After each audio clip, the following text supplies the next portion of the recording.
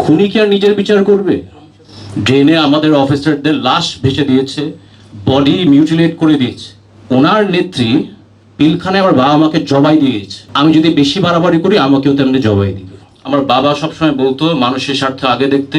Last অনেক statement আমি আসলে একটু স্ট্রেট ফরওয়ার্ডলি বলে দিই, তাহলে সেনা সন্তান তো রক্তে। তো লাস্ট 25 ফেব্রুয়ারি কয়েক স্টেটমেন্ট দেওয়ার পর এক আওয়ামী লীগ নেতা আমাকে ফোন দিয়ে বলে যে ওনার নেত্রী পিলখানে আমার বাবা মাকে জবাই দিয়েছে। আমি যদি বেশি বাড়াবাড়ি করি আমাকেও তেমনি জবাই দিবে। 25শে ফেব্রুয়ারি 2009 সাল কি নির্মমভাবে হত্যা করেছে আসলে বলতে তো কষ্ট হয়। ড্রেনে আমাদের অফিসারদের লাশ ভেসে দিয়েছে, বডি মিউটিলেট করে দিয়েছে, ব্যান্ডেড খোঁচা দিয়ে শেষ করে দিয়েছে। আর বাবাকে কেমনে মারলো, আমার মার সাথে কি করছে।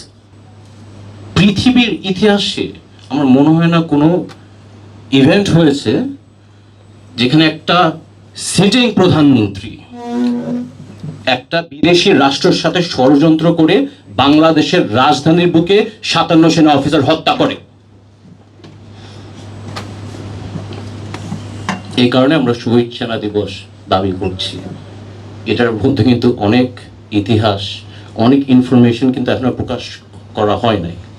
15 বছরের ট্রায়াল তদন্ত আমরা মানি না, কারণ প্রধান যে হত্যাকারীর যে নির্দেশ দিয়েছেন সে তখন ক্ষমতায়, গণভবনে, সংসদে। খুনি কি আর নিজের বিচার করবে? মুখ বন্ধ করে দেখতে হয়েছে কেমনে সে তদন্ত ম্যানিপুলেট করলো, ট্রায়াল ম্যানিপুলেট করলো, ডাল ভাতের কথা বললো, ওই কথা বললো, নীরবতা পালন করে সহ্য করতে হয়েছে। মরলে মরছি, ডাজন্ট ম্যাটার। এই হত্যাকাণ্ডের সাথে জড়িত শেখ হাসিনা, ফাজলে নূর তাপস, শেখ সেলিম আর তাদের অনেক লোক আছে যাদের সাথে কমপ্লিসিট। আমি ক্ষমা চেয়ে নিলাম, আমি বলে দিলাম এটা সত্য। আর ওই নাটক সাজানো এই রহস্যময় আমরা আর চাই না।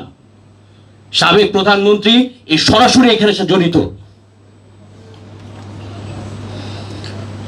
তাদের আইনের আওতায় আনার দাবিটা আমরা জানাচ্ছি। আর আমি ধন্যবাদ জানাইতে চাই এই নতুন প্রজন্মের মুক্তিযোদ্ধা, ছাত্র জনতা, যারা সাহস নিয়ে একটা স্বৈরাচারের হাত থেকে আমাদের মুক্তি করেছেন। আমি আন্দোলনে ছিলাম, আমি গর্ব করে বলতে পারি। এর থেকে আরো গর্ব জানেন কার করি? তীব্র সন অফ শহীদ লেফটেন্যান্ট কর্নেল রবি, যে শাহবাগের আন্দোলনে যে গুলি খেতে হচ্ছে। ওর বাবাকে হত্যা করে ফেললো, এখন ওর ছেলের গায়ে গুলি করবে।